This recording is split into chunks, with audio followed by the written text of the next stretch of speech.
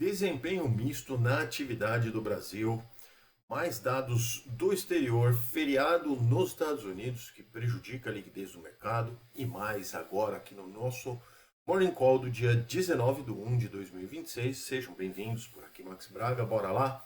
Diretamente então para as notícias. Dados então de atividade econômica do Brasil que estávamos aguardando para a semana passada vieram mais fortes, pelo menos o caso do IBCBR de novembro ainda, né, de 2025, acabou fechando em 0,70% na margem.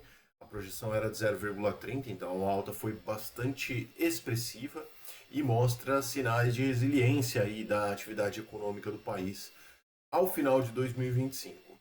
Em contrapartida, o IPP mensal, que é o índice de preço ao produtor, recuou 0,37 em novembro, intensificando ainda mais então a deflação na porta da fábrica, né? Ali os preços ao produtor.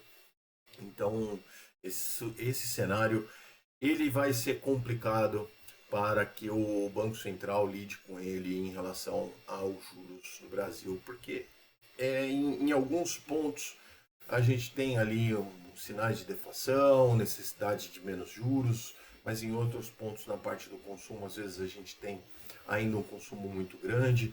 Eu já falei disso várias vezes, claro que tem muito estímulo, muito dinheiro andando na economia de benefícios, o que estimula a economia, enfim, é complicado. Nos Estados Unidos, então, vamos andar. Estados Unidos hoje, feriado de Martin Luther King, os mercados à vista eles ficam fechados, temos só os números do futuro.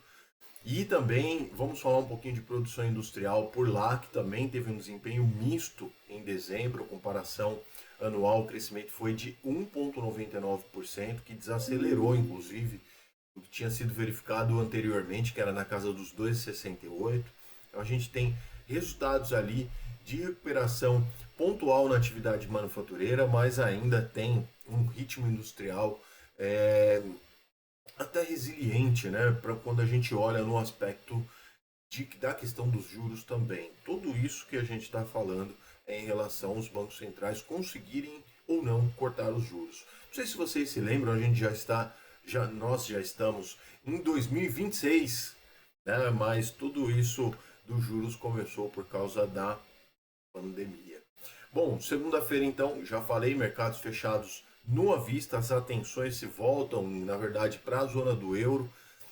Dados de inflação de dezembro por lá também, o destaque do IPC cheio e o núcleo serão fundamentais para calibrar, inclusive, as expectativas de juros do BCE, né, a autoridade monetária da parte lá do Banco Europeu. Na quarta-feira, inclusive, o discurso da presidente do BCE, Christine Lagarde, ganha relevância adicional, né, especialmente nesse estágio avançado aí de desinflação na região. E na quinta-feira, o principal destaque é o PIB dos Estados Unidos referente ao terceiro trimestre, tá?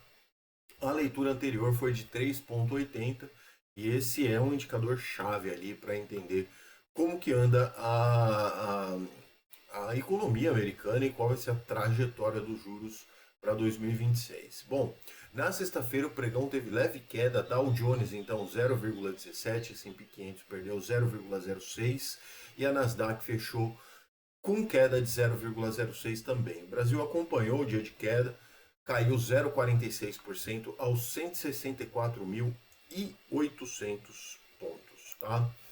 Para o dia de hoje, então, os futuros de Nova York estão operando em grande queda, né? Depois da ameaça nova ali do Trump no final de semana. Ele ameaçou impor tarifas a 8 países europeus que demonstraram alguma resistência no desejo dele anexar, comprar, enfim, adquirir a Groenlândia. Tá? Então, e esses países se reuniram, né, para falar sobre isso, diante dessas ameaças.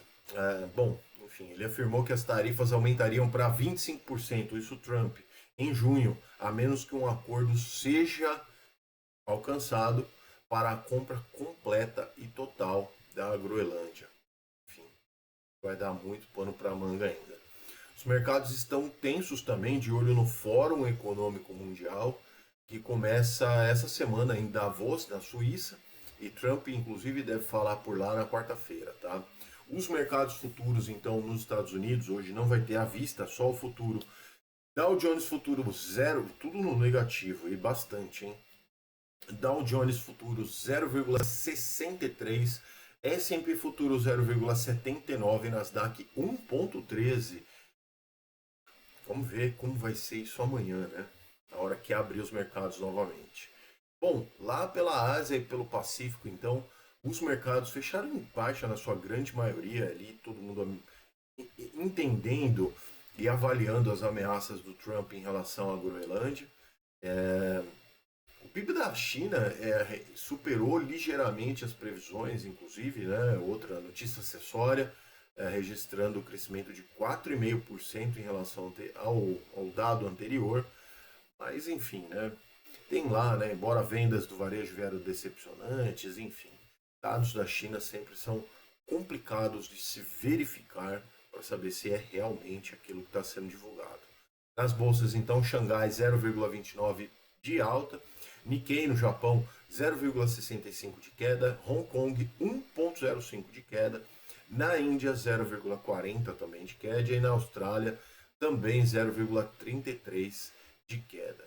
Os mercados na Europa operam em baixa com a repercussão do Donald Trump, em aumentar aí as tarifas sobre os países europeus, e aí todos eles, né, que teriam seriam alvo, são Dinamarca, Noruega, Suécia, França, Alemanha, Reino Unido, Holanda e Finlândia. Esses líderes afirmaram que as tarifas são inaceitáveis e prometem apoiar a Dinamarca. Vai ter muito pano para manga ainda em relação a isso. Estoque 600, 0,86 de queda, Alemanha 1,2 de queda, Reino Unido 0,12% de queda, na França 1,18 de queda e na Itália 0,95 de queda também. As commodities, por sua vez, operam em baixa, depois do arrefecimento aí das tensões em relação ao Irã, né? Então, enfim, ainda tem a questão da Groenlândia para ser vencida agora, né? Mas operam em baixa nesse momento, uma baixa até interessante. As cotações de minério de ferro lá no Porto da Liana, China, fecharam nas mínimas também, depois de uma série de dados fracos do mercado imobiliário chinês, tá? O petróleo Brent, então, opera 0,81% de queda aos 63 dólares e 61 centavos o barril, e o minério de ferro negociado lá na Bolsa de Dalian, China, fechou em menos 2,58. A Vale vai sofrer no nosso pregão de hoje, tá? O Bitcoin também tem um dia de queda expressiva, 2,30% aos 93.121 dólares a unidade.